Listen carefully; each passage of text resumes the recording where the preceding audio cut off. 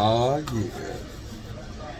What's going on? So, I didn't even know that I was coming to Dallas. My mother kidnapped me fresh out of the airport in Houston and said, hey, we finna drive to Dallas. So I was like, all right, cool. So, guess who's in Dallas? It's my homegirl, Toyin. You know, we both Chicagoans, you know what I mean? But Toyin is, well, I'm going to ask her. Your nationality is Nigerian, right? It's Nigerian, it is. Okay. Yeah. Is there a specific, like, tribe of Nigerian? I'm Yoruba and Edo. Say that again, a little louder. Yoruba and Edo. Yoruba and Edo. Okay, I don't know what that is. It's in Benin, Nigeria. Okay. Yeah. What part?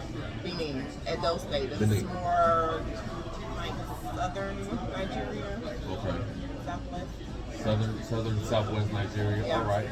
So I'm just gonna ask her some questions about how she feels about Africa. Okay, because your boy will be there, of course, in the next 3 weeks.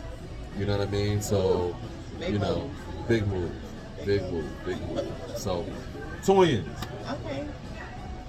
What's the very first thing you think about when you think about Africa? Like, what's the first thing that pops in your head? The first thing is that it's home.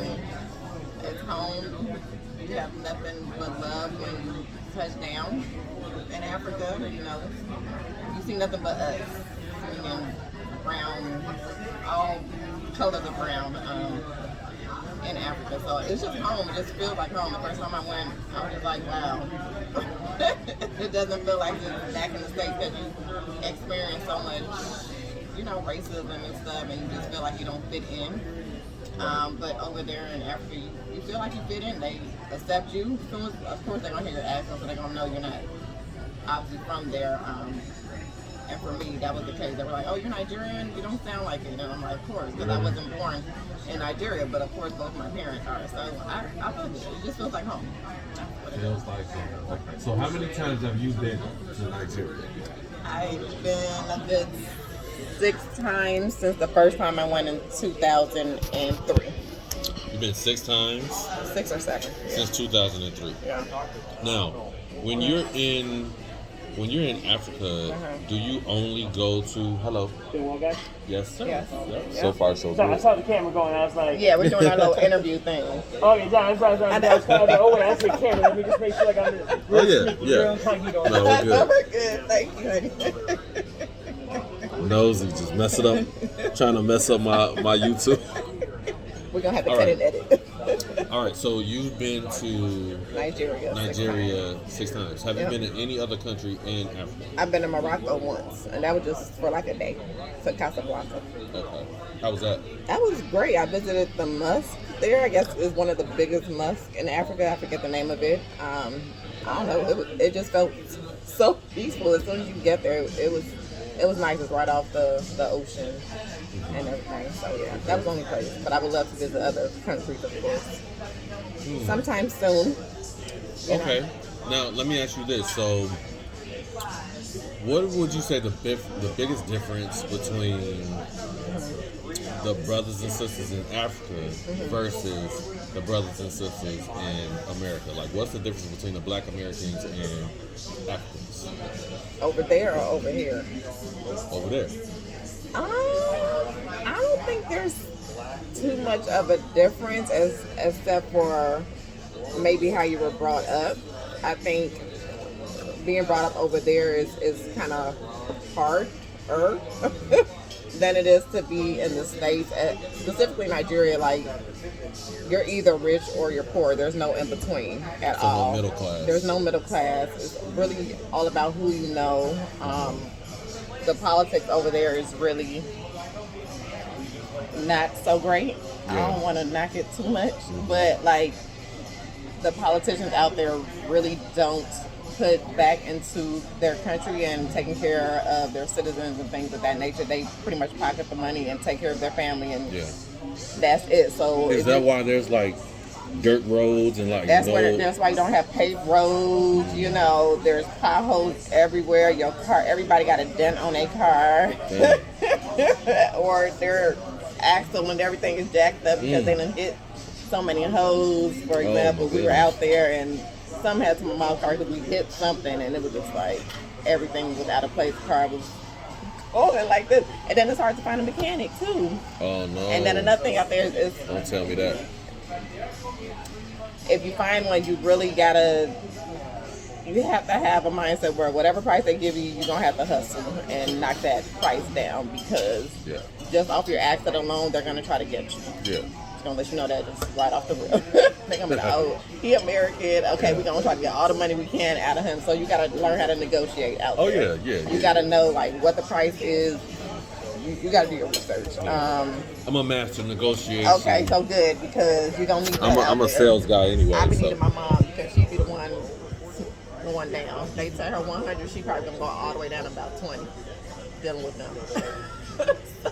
So she needs to be with me wherever I go when it comes to money and paying for stuff. So Nah. It was. I need something stronger than that. Oh, was it? Yeah, I need something stronger than that, sister. All right, so let me ask you this: what would you recommend that that the Black Americans in the States, right? Would you recommend that they begin to start to at least travel to? Because I feel like a lot of us, that came up in corporate America, and even if you came up in the streets or whatever, but a lot of us here, when we do start to travel, we don't go to Africa. Nobody puts that on the top of their list. Nah, we go to the Caribbean, we go to like European countries, we go everywhere, even Asia, but Thailand, Bali, Indonesia. We go everywhere but Africa. Yeah, right? I don't know. So outside of South Africa, I really don't know. And then I think Ghana just started to be more of a destination for people to put on their list. Mm-hmm. But I know the cost is extremely high because, you have the, what's it called, return of... The year of return? The year of return, which is in December, and that's high peak season. So that happened already in yeah, they had it back. So they were trying to make it a yearly thing. Yeah, they are. They trying to make it a yearly thing. Beyond the return. Beyond the return. So it actually kicked off in 2018, then they had it again in 2019. And then, of course, COVID hit, so they didn't have the one in 2020. But Ghana's starting to be on the list of people's places to visit in Africa, and hopefully other countries within Africa as well, too, will be on lists for people over here in the diaspora to go over and visit and see what it's like. Because I feel like once you go to Africa, you're going to want to keep going. You're going to want to keep going. You're going to want to stay. You're going to want to stay. Females, if you're single and you go out there, them dudes, they thirsty, so they... What? They want to wipe you up like as soon as they meet you. So yeah. Okay, well, what about the brothers though? Okay. What about us brothers that's going out there? I mean, so y'all just gotta be careful with the women, the African women out there, because once again, they gonna know you from America, so they gonna try to hustle you. Right. So you gotta just find the ones that are genuine. Yeah. Mm-hmm. Yeah. That's all. Well, okay, but. Because they probably have a lot of situations going on. Yeah, right. So look, so what about a guy like me who is a hustler? Okay, well then you're gonna meet your match. You're gonna meet your match. I ain't met my match yet. You're gonna meet your match in Africa because them African women do not play. Okay. Period. All right, cool. They don't play. Well, thank you, Toyin. Thank you for couple minutes of your time. I hope you enjoyed the motherland. I'm sure you will. I will. I guess I ain't got no choice but to give me a ticket and visit Ghana whenever. Because you don't never come to Ghana. I want to. I just, Should. I just be in Nigeria the whole time. But yeah, you gotta come to Ghana. I think it's a short flight, a 30-45-minute flight over. So I would definitely make that trip for a few days and visit the Ivory Coast and all of that great stuff. So yeah, I'll do that. All right. Bye. Bye, y'all. Peace. Okay. So